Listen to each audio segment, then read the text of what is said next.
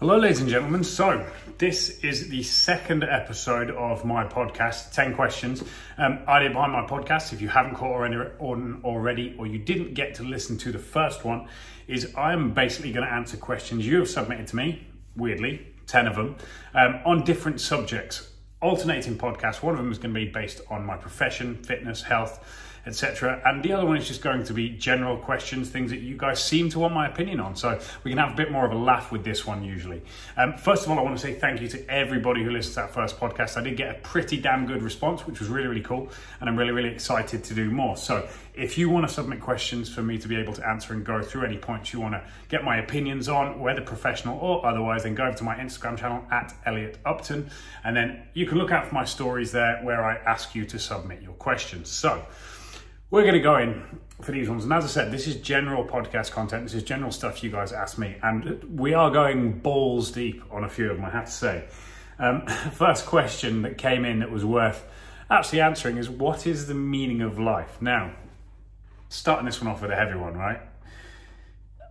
I've actually pondered this on a few times. You know, I spend a lot of time alone. One of the most valuable times to me generally is my alone time. I really, really love spending a bit of time sitting by the ocean. You know, I live up in the mountains. I've got incredible views out of my terrace windows and on my balcony on my penthouse terrace. And I spend a lot of time walking in the ocean thinking about not necessarily the meaning of life, but certainly, you know, where I fit within life, where I fit within the world, and, you know, how I can move forwards. And if you were to ask me what I believe the meaning of life is, here is my perception of that for anyone who cares to listen. I believe that the meaning of life is progress in every single form that it takes.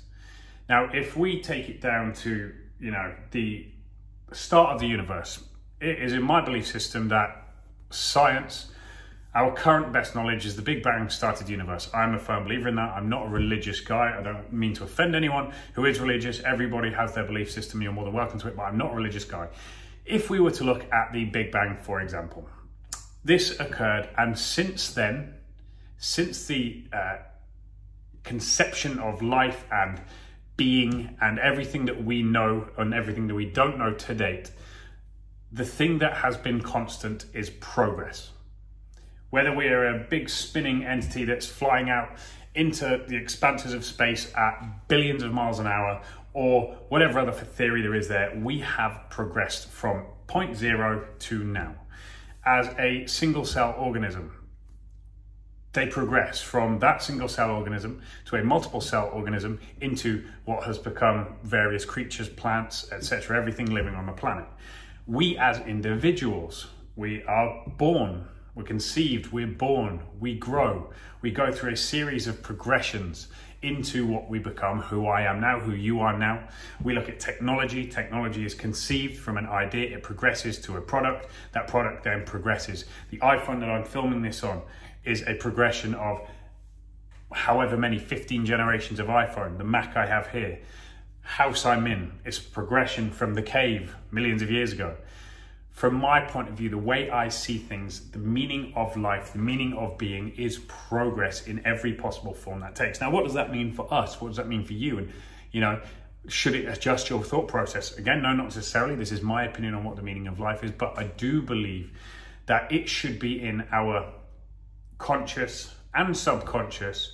I believe it's in our subconscious anyway to constantly progress, but I believe it should be in our conscious to wake up every morning and look at how we can move forwards, look at how we can progress from where we were yesterday, where we are going to be, or where we were a week ago, and look forward to where we're going to be in a week's time.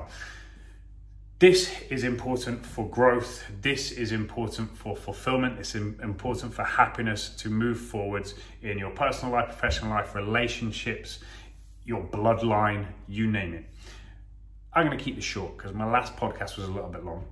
But to me, that is the meaning of life. The meaning of life, quite simply, in my opinion, is progress in every single form that that can take. And I do believe that that is what we should all be focusing on day to day, is to progress forwards in our relationships, in our health, in our age, in our strength. Everything we look at, we need to be looking at progressing.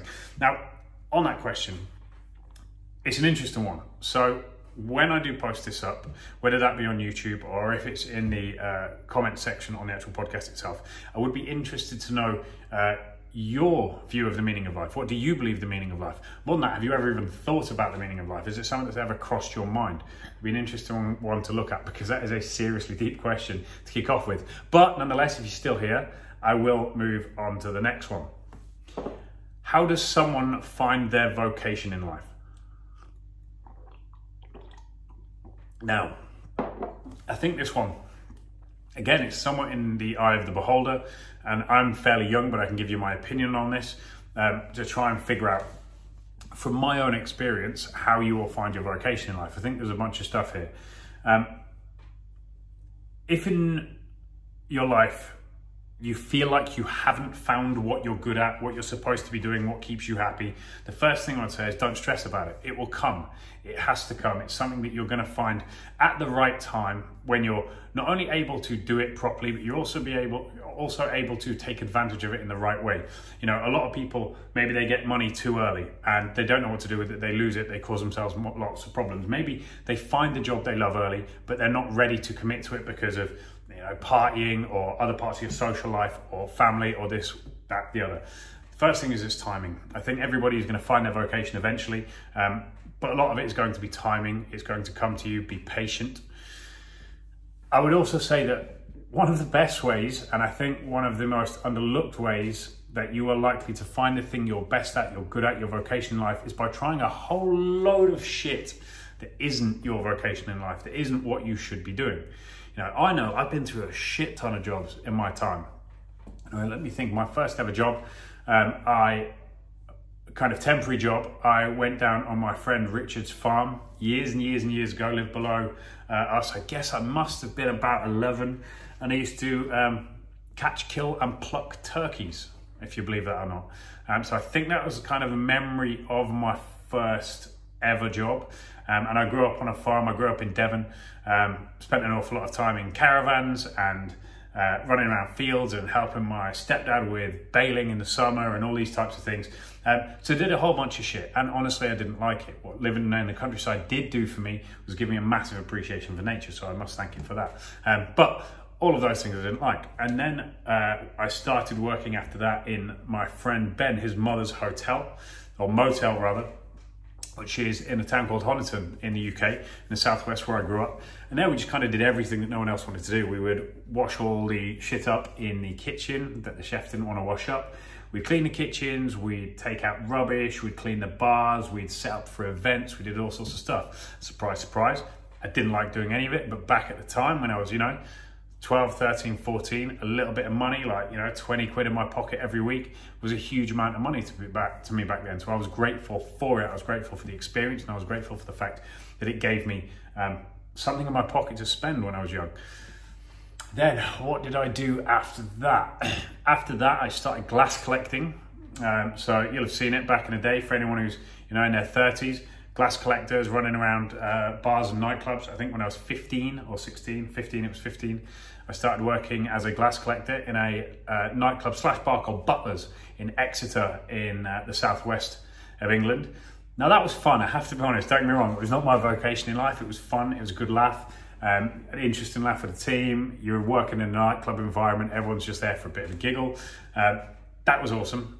Went from there, started working in a nightclub where a large portion of my family had worked prior to me. It was a bit of a generational thing. My sister had worked in this nightclub, my brother Keith worked in this nightclub called Arena in Exeter, and then I bounced between that nightclub, a place called Valbonne in Torquay, and Venue in Torquay. I had some great times over those years, and then there was a time, I guess it must have been 3 or 4 years I worked in those clubs, I guess from like 16 to maybe 19, 20.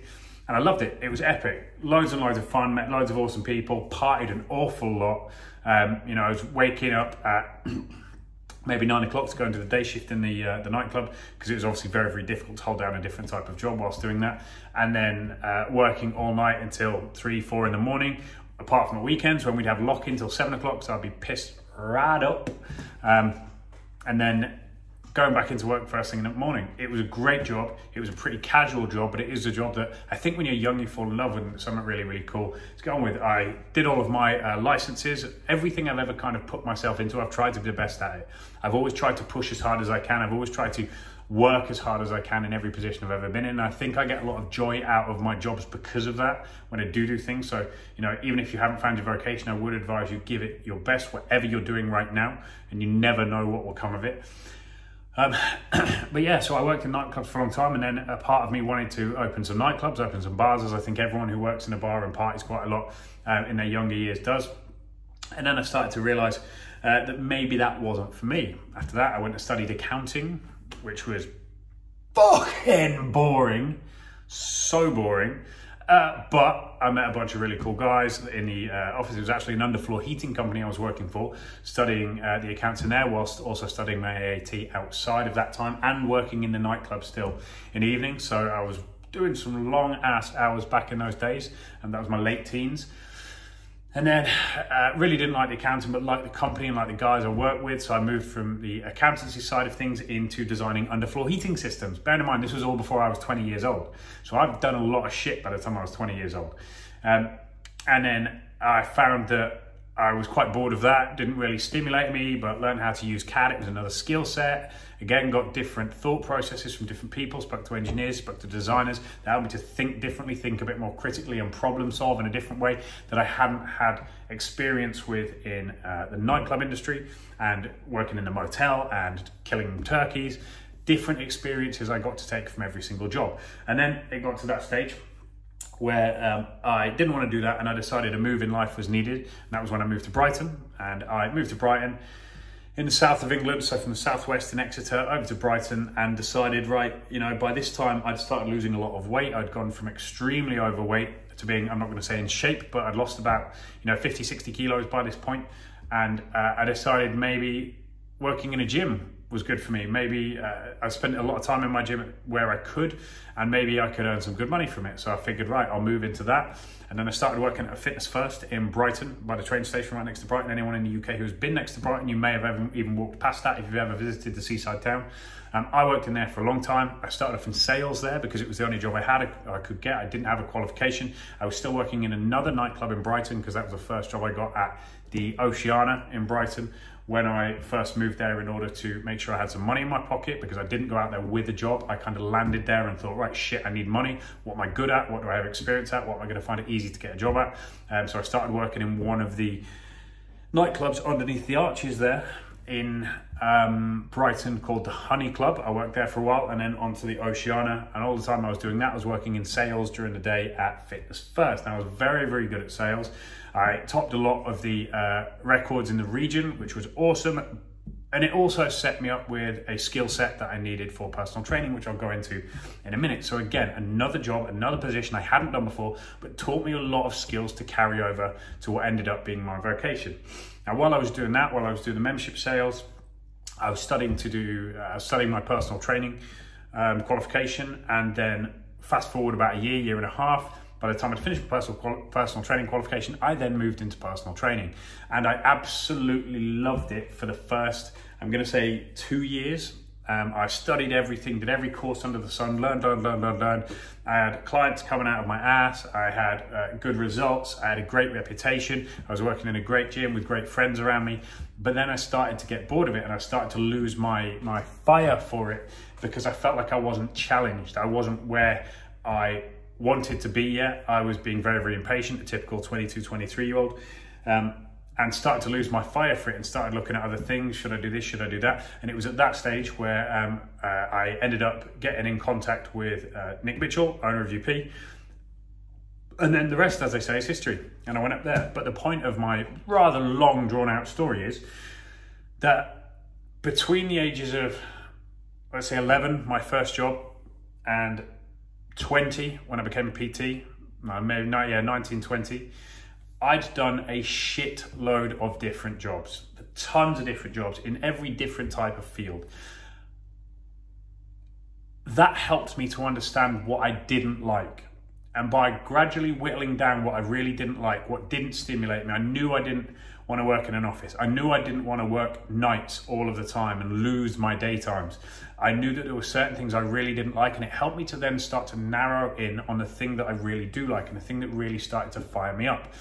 Now, I was lucky in that I found that pretty early, and because I was good at it, it helped to stimulate me. It helped me to feel like I belonged. It made me feel good about my job. I came home in the afternoon and the evening and I thought, you know what? Yeah, that was a long day. Worked 14, 15 hours as a PT, but I enjoy it because I'm good at it and I feel like I'm making a difference to other people. I found my vocation early.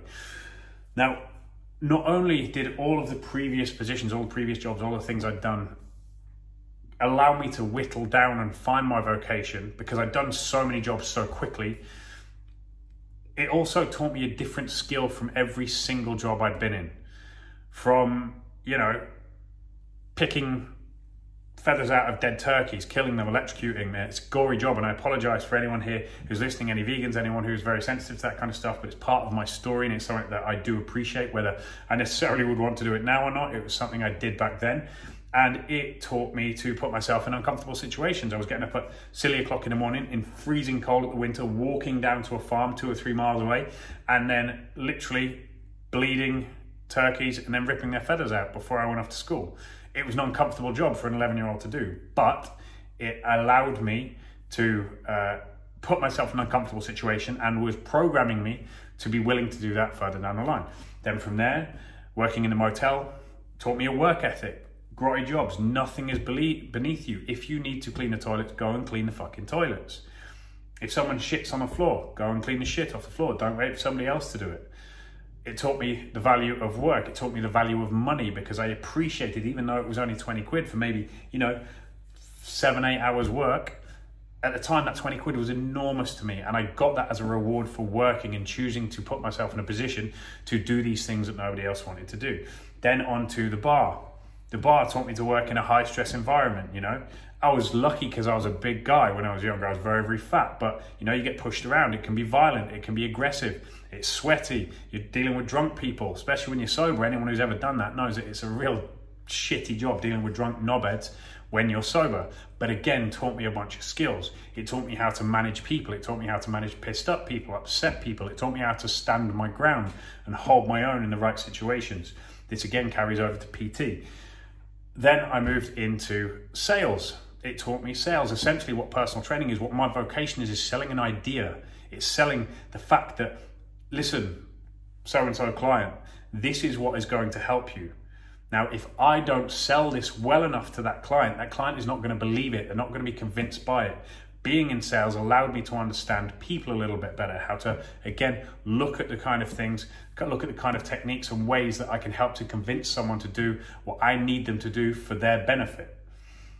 The engineering, underfloor heating, taught me how to think critically and solve problems. Again, a huge part of what I teach my trainers, trainers here, the people that I mentor, is solve as many problems as you can. Even if you think your program is perfect, go back into that program, go back into that diet and say, is there anything I can pick out that could go wrong today, tomorrow, or in a month's time? If so, identify it, fix it before it happens, be prepared for it, create something that's going to prevent the problems from occurring in the first place, and the path is very, very smooth. When you design underfloor heatings, you need to do that because once you've laid a floor down, on top of it, once you've put concrete down or a screed down, you can't rip that back up and quickly fix something that you fucked up. So it taught you to problem solve. So as I say, in summary, finding your vocation in life, my advice to you, number one, is be patient. Understand that you're probably not going to find it that quickly. It's going to take time. Number two, try as many different things as you want. Try as many different things as possible, not even as you want. Go through as many jobs as you want. Give them all your absolute most. Give them all the best possible efforts. Learn as much as possible as you can. But also don't be afraid to move on from a job if you're unhappy. Move on from something else if you're unhappy and move to something else, even if it might scare you, especially when you're young. Because you might think, oh, well, I'm 22 and I want to be this by the time I'm 25. Trust me, 25, you're still a kid. I was convinced I was going to be a multimillionaire by the time I was 25. I was clearly clueless. But looking back at that, I was still a kid and I never would have been able to keep that money. So, number one, patience. Number two, I encourage you to try as many different things as possible. Number three, don't be scared to quit a job if you are not happy and you don't think it's right for you. Number four, if you are considering moving to somewhere else, not someone else necessarily, somewhere else, moving to a different type of job, a different type of industry, a different type of study, do it and do it as soon as possible. Because if you put it off through fear of not quite being ready or understanding what the risk is or what's going to come on the other side, eventually you're going to give in and do it anyway. but you might do it when you're 30 rather than when you're 22, 23, in which case you've lost 7 years. Try as many things as you can, whittle down the things you don't like. That's going to start to leave you with just a few things you really do like, and then you will find your passion. You will find the thing that you absolutely love, you'll find the thing that you're great at, and you will find a thing that maybe, just maybe, will make you happy for the rest of your life. And when something makes you happy, you will put a ton of effort into it. When you put a ton of effort into something, generally you start to become the best at it, and that has a huge carryover to a bunch of other stuff. Next up, how to become successful. Now, first thing I'm going to say here is, for anyone watching, anyone knows me, I wouldn't necessarily consider myself successful. I wouldn't consider myself a failure, but I would consider myself still very much on a journey, and definitely successful in the trials and errors. So far, I'm still alive, I'm still moving forwards, I'm still progressing. But success generally is in the eye of the beholder. I think everyone is going to have a different measure of success. For many, many people, a measure of success may be a title. A measure of success may be financial. A measure of success may be having a family, having 2 kids, having 5 kids, having all of their family living under one roof. You get the picture. Everybody is slightly different in what they define as their level of success. So first things first, before anything else, I would sit down and write down what you feel, what your definition of successful is, what that means to you. For me, to be completely transparent, you know, a large part of my success is based on my financial freedom, for sure. That's what helped drive me. And I think that's an easy way of measuring success for many, many people as well, in that it's very objective. That I can say, right, I need this sum, or I want this sum. It allows me to work towards it, allows me to set goals and work towards that sum. For many other things, it can be a bit more subjective. For example, people often say, I just want to be happy. 100%, amazing.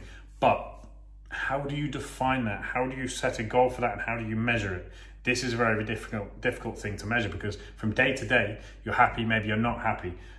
It's much, much harder to be objective about that as a goal and as a measure of success. So first thing is, you're going to have to try and define what your level of success is. How do you then become successful?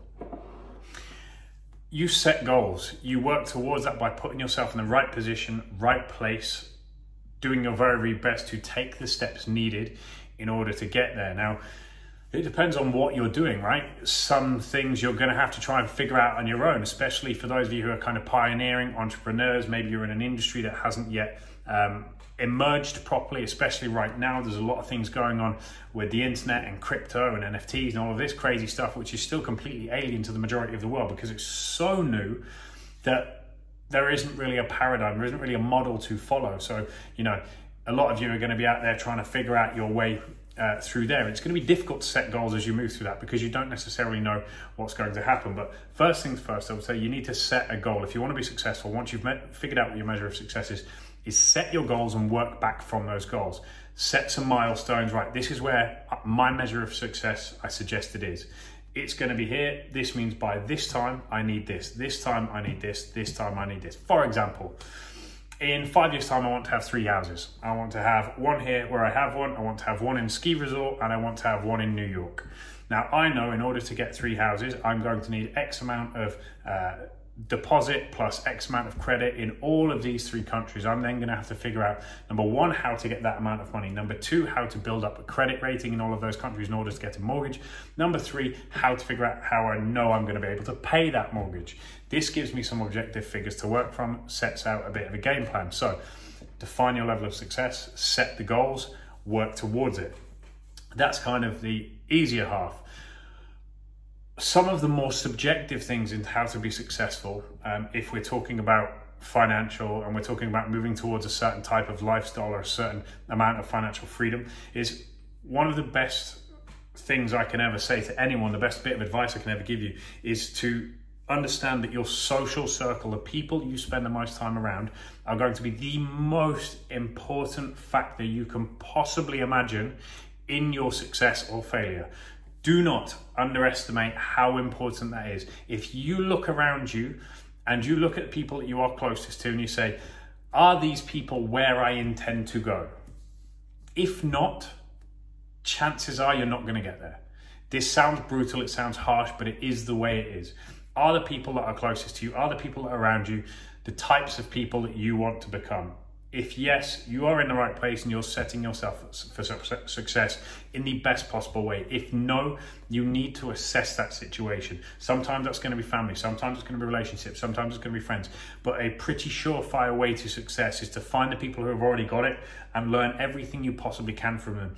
Not only the objective stuff, but also their opinions, and to kind of vibe with them and understand what makes them tick. Now, I'm very, very lucky in my experiences, the types of people that I put myself in a position to be around in, say, some of our old gyms in Mayfair. These are highly intelligent entrepreneurs. These are business people. These are investors. These are people who are highly successful in their fields. And one of the things I used to love to do was really try to dig into what made them tick. I wanted to understand why I was different to them, why my family was different to them, why we didn't necessarily have the wealth or the mindset that they do, and what was different about me to them. And it's fascinating to understand what they saw as hard work versus what I saw as hard work at the time. What they saw as an achievement versus what I saw as an achievement. What they saw as cool versus what I saw as cool. If you are surrounded by a bunch of people who think that sleeping all day, partying all night, and not really doing anything with their life is the way forward, that's not picking on any particular group, just using it in a really easy example because it's two contrasts, then the chances are you're going to become that person who is happy to do that. But then you'll get to 40 when the night's out and all the parties tend not to be that much more appealing to you, and you realize, holy shit, I've thrown away the best 20 years of my life and I've still now got to start again and start moving forward. However, if you spend your time around a bunch of people who, yeah, they have the odd party, they have a bit of fun, but they're meeting up during the day, they're meeting up at places where you can start new projects, they're discussing ideas, they're discussing investments, they're discussing opportunities, they're investing in stuff, they're taking the risks on the right things, they're losing money every now and then, but they're losing money together, and they're discussing why and understanding what is the solution. Eventually you're going to become one of these people. So your path to success is made infinitely easier by the people who are around you. Surround yourself with the right people. Now, again, you're going to be some of you might be in my situation way back in the day. How do you then put yourself in a position to be around those types of people if you're not already around them? I was not around a kind of better educated crowd. I was not necessarily around a higher wealth class when I was younger, or even in my teens or growing up, certainly not as a young adult. But what I started to understand when I think I was about 21 is where I wanted to go with my life, what I wanted to do, where I wanted to be, what level of success, how I defined my success and what that meant to me, and what I needed to do to get there. So I actually mentioned this on my Instagram stories today. One of the things I do in the discussion I had with my friend Sam many times was I always made a point of putting myself in situations that were just out of my price range. I would take myself to restaurants, sometimes alone, in places where I couldn't necessarily afford, or I shouldn't have afforded on the amount of money I had. I would go to bars that I shouldn't necessarily have been able to afford, but I would go and have the odd drink in there anyway and get chatting to someone. I would try to network. I would start talking to people. I would start trying to understand people. I would make contacts. And over time, my mindset changed from thinking I'm poor, this, that, and the other, I'm against the world, blah, blah, blah, blah, blah. It's everybody else's fault that I'm not as successful as I should be at the age of 21, 22.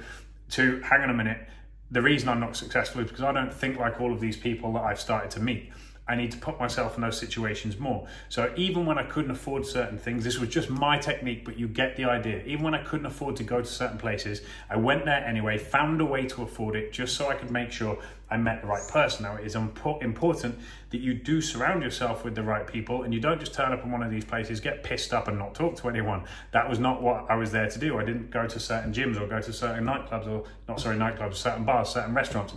I would make sure I chatted to the people next to me. I was trying to be friendly. I was understanding, right, how do I learn a different level of conversation for people that aren't necessarily my people? What makes them tick? How am I going to change how I interact with people? And these taught me life skills that allowed me to move forwards and into different social circles.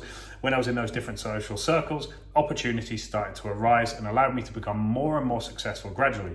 So that is the other point that I would suggest. If you want to move towards success, you need to surround yourself with the right people. If you're not around the right people, there are ways of doing it. Purposefully put yourself in the right places and make the most of those moments and those situations. Really important. It's going to help you to meet new people. It's going to help you to understand how to deal with different types of people, which is extremely important. Now,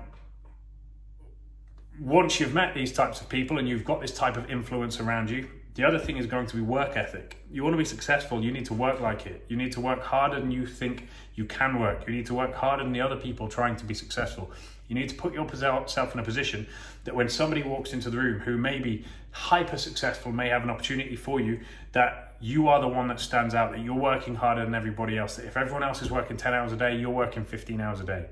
If everyone else is turning out this amount of work in an hour, that you're turning out that amount plus 10% in an hour. You need to be the person that is pushing harder, if not for somebody else, for yourself, for your own mental health, for your own sense of achievement and for pride. Because when you start to feel genuinely like you work hard enough to deserve something, your brain, your body, your subconscious will start to move towards that. So work your fucking stones off all of the time. If you work for someone, if you're in a job now and some of you are sitting there maybe thinking, well, yeah, it's all right, you know, if you run your own business, this, that, and the other. No.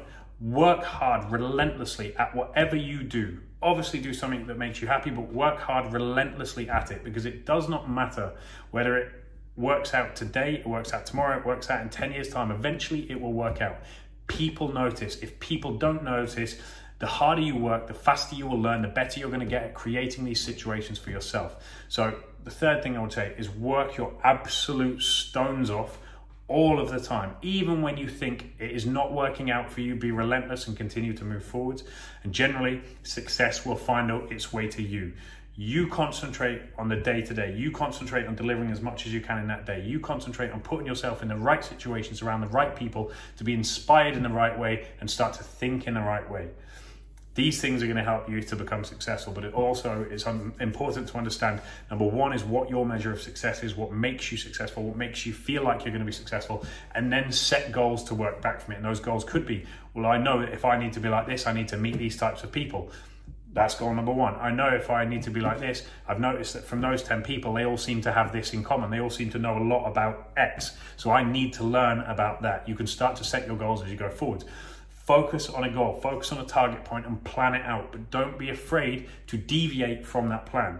To blindly stick to a plan just because you picked it out at the first point is not always going to work. Have a fixed goal, focus on that goal. Do not stop until you get to it, but make sure you're prepared to deviate if you need to around obstacles and adjust as you learn new things on the way, which you will. Okay, so I won't summarize that again because I've forgotten half the points I jabbered on about. You can tell I like to talk, and the reason why the last podcast dragged on just a little bit. All right, next subject was the main subject of personal growth. Now again, this is going to come somewhat into what I've just mentioned.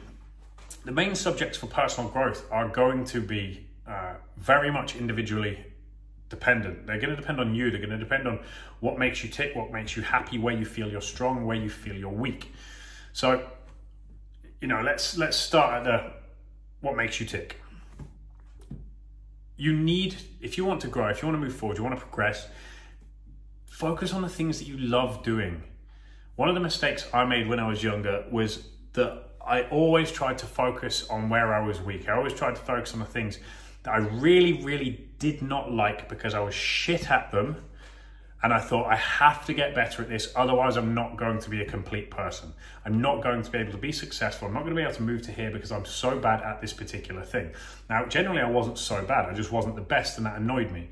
Okay, so I would say, understand what makes you tick and what really lights the fire in you. Because if you figure out what lights the fire in you, personal growth is going to be extremely easy, because you're going to radiate towards the things that you love to do, towards the things that you're going to get really, really good at really, really quickly and really, really good at over time, because you will be consistent. Whereas if you try to focus on the wrong things because somebody else said you should, or you think you should because X, not necessarily going to be the way forward. So what makes you tick? That will be the first thing I ask you to set out. This is what I'm interested in. This is what I love. This is where my passion seems to lie. I'm going to try and grow there, because if you start to understand, for example, even how you learn, if you figure out how you learn by learning the things you love, that's going to help to make learning the shit you don't like a lot easier. You'll figure out your techniques, your methods for moving forwards. Really, really simple. What makes you tick? Don't necessarily focus on your weaknesses. Focus on your strengths. Focus on the things that you're really, really good at and become phenomenal at them. You know, it's very, very rare that anyone in the world is very, very good at a whole bunch of shit. You'll have some people who are hyper intelligent engineers and they could do the most incredible things, you know, the iPhone, the computer. If the world ended today, could you sit there and make an iPhone out of natural shit? You've got a bunch of rocks, a bunch of wood around you. Could you figure out how to take out the minerals that we need, how to melt everything down, how to extract X and X and X to create all of the components that need to go into that iPhone? Could you do that? Because I sure as shit could not do that. So why am I going to spend the rest of my life trying to focus on figuring that out? Because it's not what I'm strong at. It's not something I will enjoy to do. What I want to do is focus on what am I great at? What are the things that I know I'm going to be able to really deliver value to the world on, deliver value to community, deliver value to other people, deliver value to myself on. Focus on your strengths. So figure out what makes you tick and then push towards that, push towards the things you love. And then figure out where your strengths are. Yes, of course, it's important to have an understanding of your weaknesses. Very important to have an understanding of your weaknesses. But that's not to say that you should put all of your focus on the weaknesses. Now, I believe, whether you agree with it or not, you know, I believe I read quite a while ago about the Chinese government. There was some rumors that they take very, very young children. Their education system, apparently how it works, I could be completely wrong on this, and it could be just a rumor, so correct me if I'm wrong. But in certain parts, they will take very, very young children, and between the ages of, say, 3 and 7, is they have them try every single subject, tons and tons of subjects, languages, maths, physics, sciences, English, poetry, music, etc., etc., etc. By the time they get to 7 years old, they've assessed each and every child in the education system in these sectors, and they understand where they're extraordinarily gifted. And they say, right, this is what this child is supposed to do. This is what this child is designed to do. So what we're going to do is they're going to let them study the basics, but we're going to focus a huge amount of their energy on being phenomenal at that strength.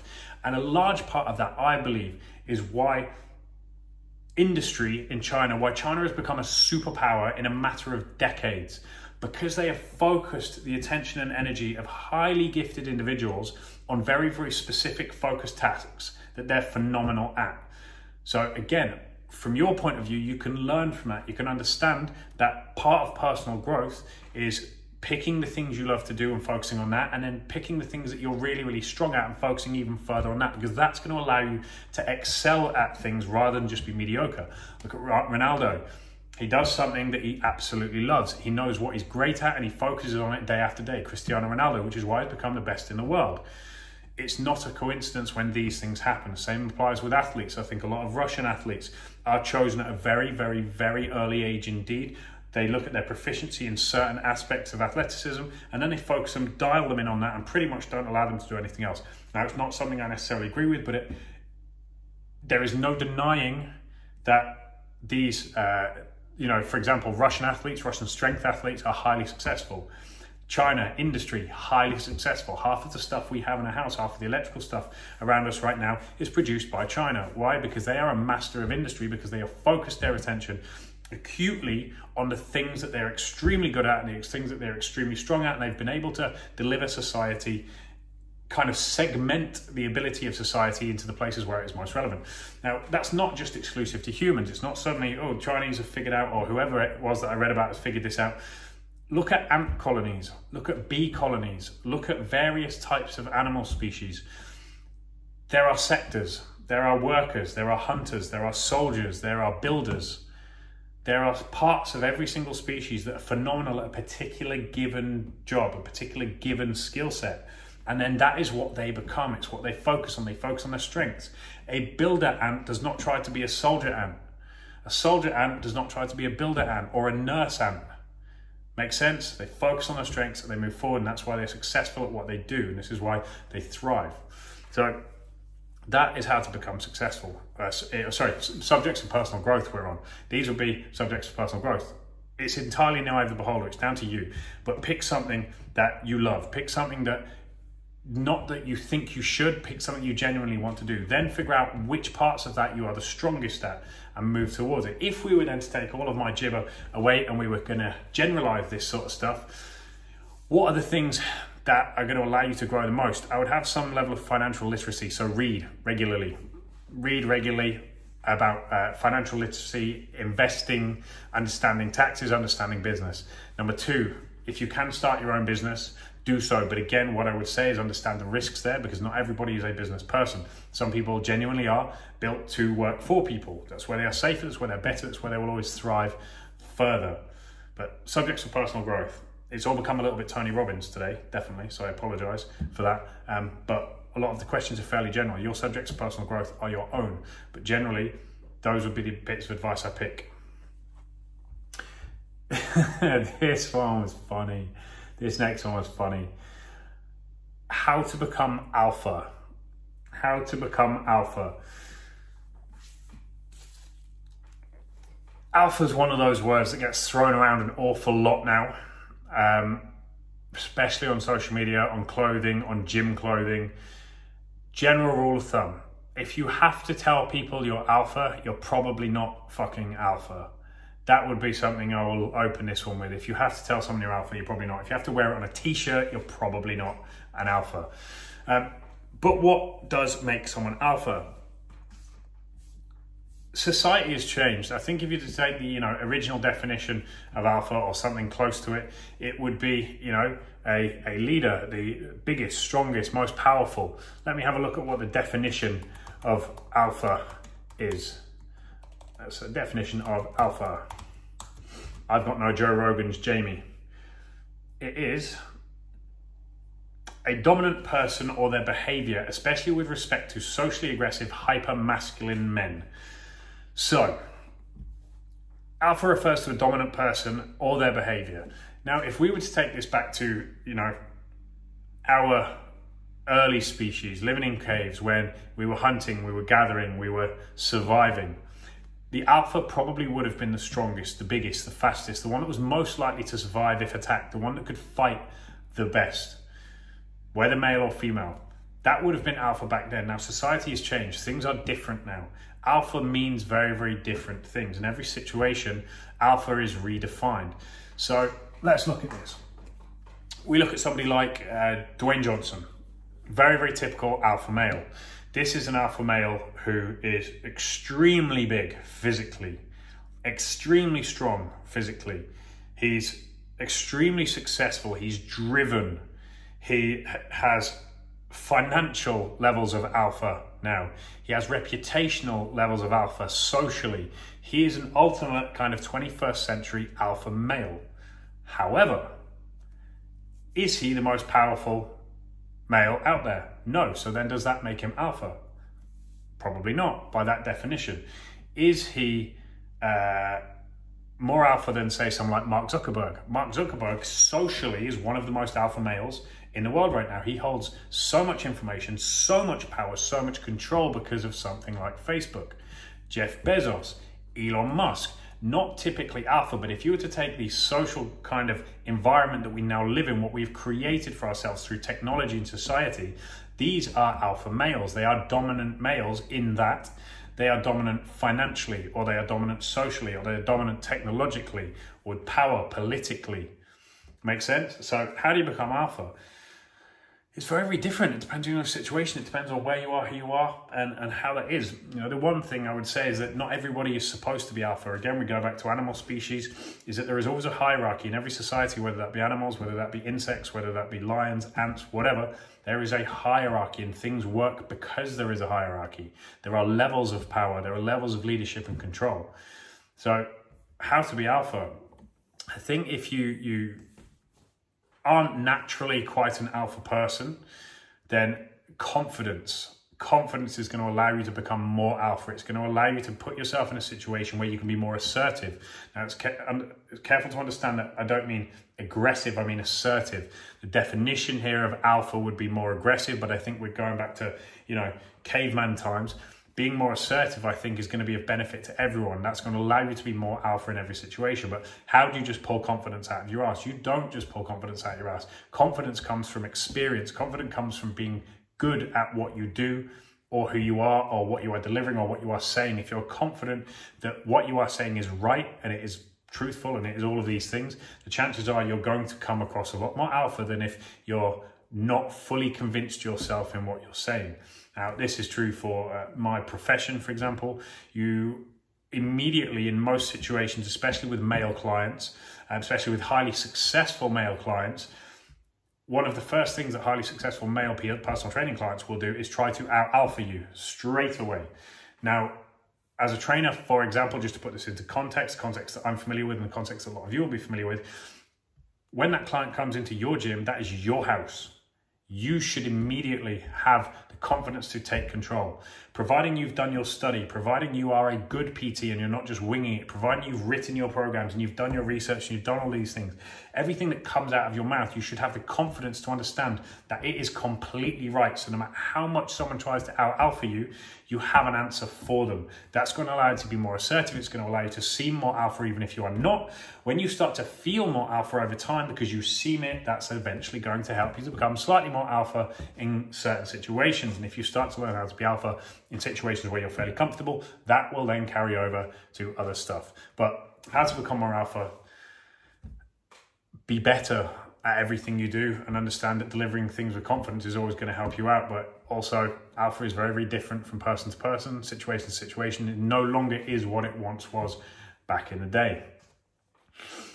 How to get a balance of work, money, and friendships. This is an interesting question because it's one I do not have at all. How to get a balance of work, money, and friendships. Now, we'll start with that. Easiest way for me to order these things is to segment them. So how to get a balance of work. If I were to stop and look at most of the people that I know who do not have this balance, who don't have a proper balance of work, money, friendships, life, etc., it's often because they don't necessarily class their work as work.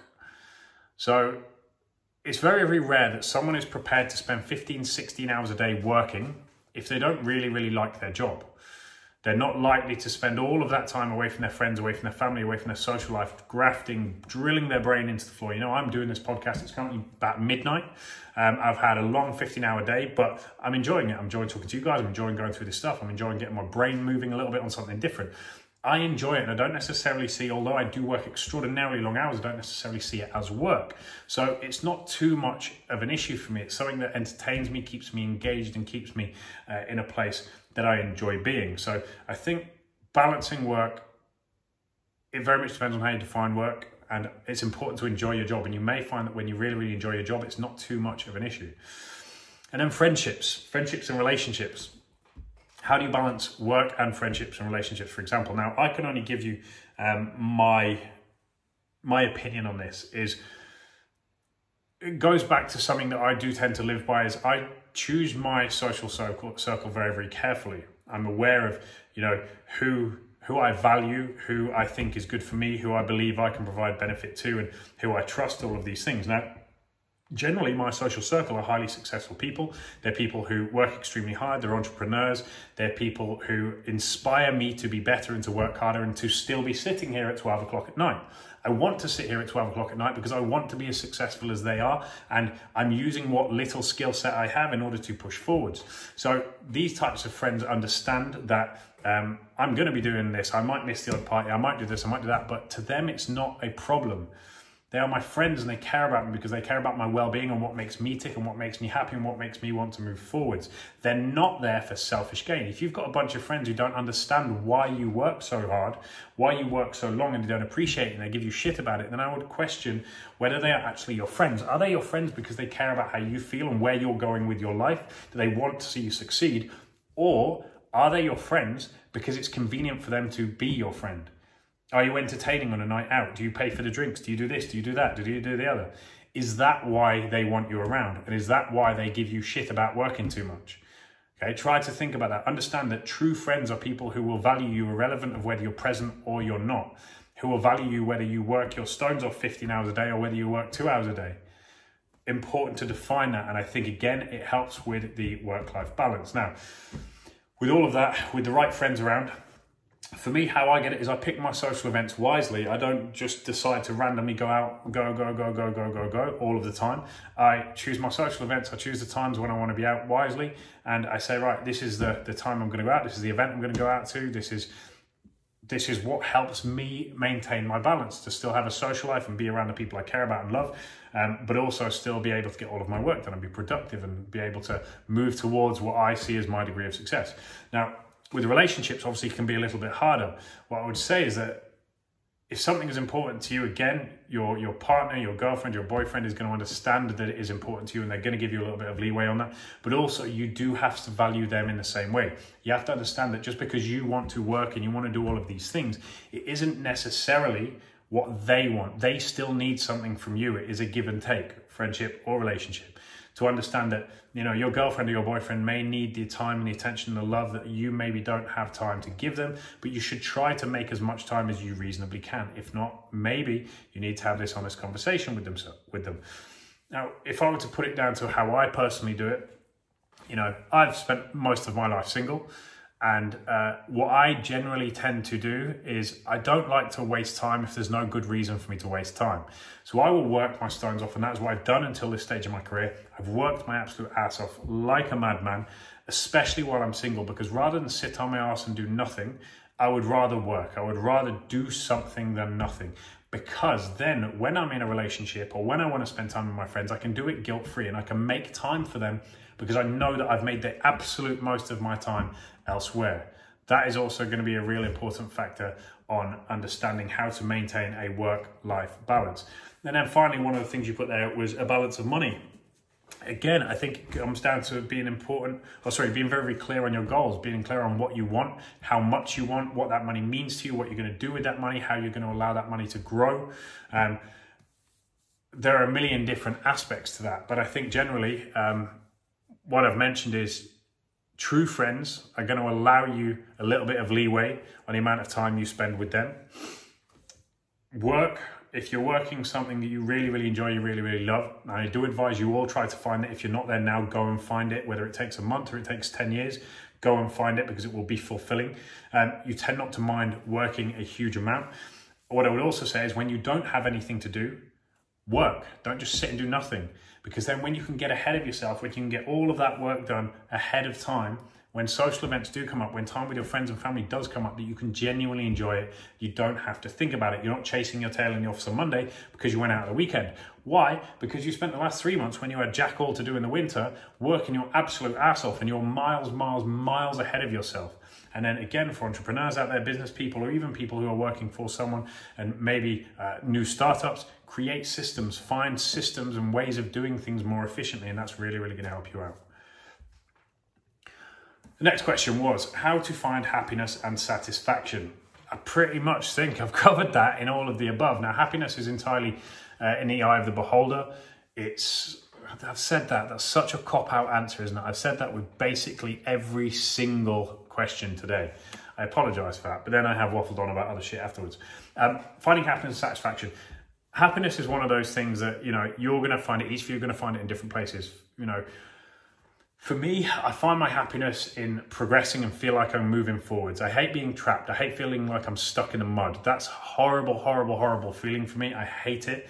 Whether that be geographically, I don't like it when I can't travel. You know, we're just coming out of the second year of COVID, and I felt like I've been stuck in the mud with regards to where I can go, where I can move, where I can travel. If it happens in my job or my work, I feel absolutely horrible. I feel frustrated. I feel angry. So for me, I find my happiness by constantly moving forward, by constantly trying and doing new things, learning new things, going to new places. That's one of the things that allows me to find my happiness. Also, you know, a classic one, and I will bring this up, is when people say that money doesn't bring happiness. Now, two of the things that I've noticed here is from growing up in quite a poor background, not necessarily poor, but, you know, we didn't have a huge amount of money, was I know an awful lot more angry, pissed off, jealous, bitter, poor people than I know the equivalent in rich people and wealthy people. All of the wealthy people I've met in my life from all walks of life, whether self-made or born into it, do their absolute best to try and help other people find the same level of wealth. They try to invest in you, they invest time, they invest money, they invest education. They will sit down and talk to you, whereas, you know, you tend to find other people who don't necessarily have money quite the opposite. They're a bit more selfish with their time. Now, this is just my experience. This is just what I've seen. Every single one of you out there will have something different, and it's not to say anyone is right or wrong. This is my experience. So money tends not to bring happiness, no. but I've certainly seen that there are much more open, friendly, generous, not necessarily with their money, but with their time, people who have wealth. And if there's one thing I've started to realize as I've started to improve my own financial situation, is that it has 100% come with an equally elevating level of happiness. Not because of the money, not because of the numbers in my bank account, but because of the choice it gives me. And this is one of the main motivations for me, is that for me, financial freedom means choice. It doesn't mean having loads of money. It doesn't mean having cars. It doesn't mean having houses. It means having the ability to say, well, okay, I need to buy a new car. Well, I can only afford a VW Polo. I don't want to be in that situation. I want to know that if I want to, I can have a Ferrari or a VW Polo or both. That is the freedom of choice to me. I don't need to own them. I just need to know that I could if I wanted to. If I go on a holiday, I want to know that I can go backpacking in Thailand for 100 quid a week, or I can stay in a beautiful hotel in Singapore for 100 grand a night. I want that choice. I want to know that if I want to buy my friends something, or I want to take someone somewhere, I want to show someone a new experience. And this is one of my favorite things to do, is taking my friends away and saying, you know, someone who hasn't necessarily been able to see a certain side of the world, a certain perspective on things, to be able to show them something new, and having the choice to be able to say, now I've got a little bit of money, I can open somebody else's eyes. That brings me a huge amount of happiness. So that for me is my happiness. I identified it early and understood that financial freedom brings choice, and that's why I work towards that personally. But each of you out there is going to have to work towards whatever you define as your perfect amount of happiness. And hopefully my example gives you something to think about. Anyone who's still with me now? We've got the best life advice you've ever received. We'll be able to keep this one short, and I don't mean that as a pun. The best bit of life advice I've ever received. Get a pen, write this down. I'll give you a moment. The single best bit of life advice I've ever received in my life is to have a wank before making any important decision, or have sex before making any important decision. That for me was a game changer. That's why I run around jacking off everywhere. No, I'm only joking. I only do it in some places. The great thing about after you've come, whether male or female, is that you have an enormous release of tension. You have a huge rush of serotonin. You are thinking more clearly in the time after that has happened, in the time after you have come, than at any other point in your life, in your day, in your week, in your month, in your year. So if you have a difficult decision to make, quite often anxiety is being bumped around your head. This is happening, that's happening. You're thinking a million different places. If you have a wank, or you go and have sex, you go and fuck, you're going to find that immediately afterwards, if you make that decision, it's probably going to be a different one to what you made before. Now, to put this in perspective, because loads of you out there are probably sniggering a little bit, but thinking, now this is bollocks. How many times have you been a little bit pissed up or a little bit horny, and you've got your phone out to message your ex, who you know you shouldn't message, but you think, fuck it, I'll do it anyway because I know this is going to be an easy bang. You pick up that phone. Some of you have done it. You follow through with it. And then every now and then, maybe they've not answered. They've not answered the phone, or they've not answered the text, and you've thought, do you know what? Fuck it, I'll have a wank and then I'll go to bed. When you do that, immediately after you've blown your wad, after you've bust a nut, you think, holy shit, what was I doing? What an idiot. That would have been a mistake. Same goes for males and females. We've all been in that situation. That is a perfect example of why that works. The best single piece of advice I've ever received in my life, as much as it probably wasn't the one you wanted to hear, was before you make any big decision, have a wank or have sex first. Super important. Alternatively, sleep on that decision. That would also be another one, but it's far less fun to finish the podcast on. Now, my experiences, the last one was my experiences with traveling and living in a different country. For anyone who wants to do it, I highly advise you do it. I do think one of the biggest travesties for anyone, young or old, is to stay in the town that they grew up in, or stay in the village that they grew up in. I think you are losing out on an awful lot of life in doing so. And, you know, it's all very well traveling, going on a holiday, but you never really get a true experience of places, different cultures, different people, the way different countries are and operate. And I think it's super, super important to be able to, you know, understand and be inspired by other people's perspectives. Let me put that into an example. When I went to the Philippines is quite a poor place. I was in the Philippines for 7 weeks in 2017, I think, traveling around, and these people are extraordinarily happy. It's not where Thailand is. Thailand now, you go to Thailand, you know, it's already very, very commercialized, and generally they're just after your money. You know, they put on a big smile, but they're just after your money. Philippines, when I went to the Philippines, it was very, very different. It was like they were genuinely happy for you to be there. And a lot of these people have absolutely nothing, but you've got an incredible perspective of what makes other people happy versus what you have and what you think should make you happy. Opening your eyes to those types of cultures can allow you to open your eyes to yourself. And I think that's really, really important. Traveling to different countries and living in different countries, more importantly, allows you to do that. Now, what I would say, I 100% encourage everybody to do it if you get a chance to move to a different country, but be prepared for it, because it's not all it is cracked up to be. You know, I spend a lot of my time traveling, but now, especially during COVID, my main base is Spain, has been for a while now, and it is a difficult country to live in. It's an incredibly beautiful country to live in. The weather's phenomenal.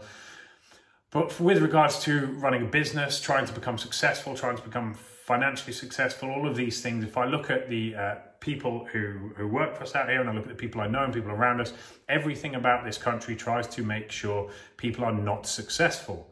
And I wouldn't have expected that when I first came out here. That's a very, very big eye-opener. Culturally, there are very, very different levels of work ethic here versus what I'm used to. There are very different levels of efficiency.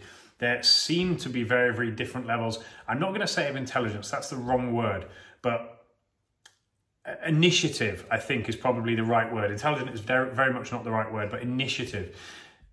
Generally, culturally here, initiative is not used in the same way as other countries that I've been to and lived in, and the things that I'm used to. So that was quite a culture shock.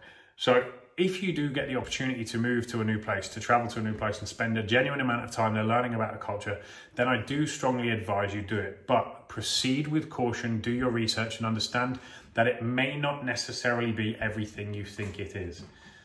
Not necessarily.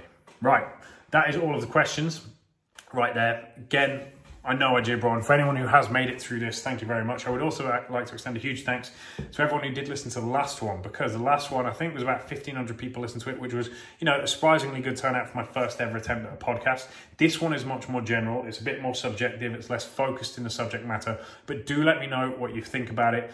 I feel that maybe these types of things, maybe I go a little bit too much Tony Robbins on, so maybe we'll mix them up. We're just trialing this shit about. This is a second episode, so we're going to mess about with it backwards and forwards, see how we go, see what you like, see what intrigues you, see what elevates you and allows you to take some level of value from these podcasts. If you like it, let everybody know, share it with your friends, make sure you get it out there. And of course, follow me on at Elliot Upton to ask me questions. If you don't already ask me questions, get over there. Let me know, because I want to answer your questions. I want to provide you specifically value and not just repeat the same old questions. Give me something that's going to challenge me. So thank you so much for listening.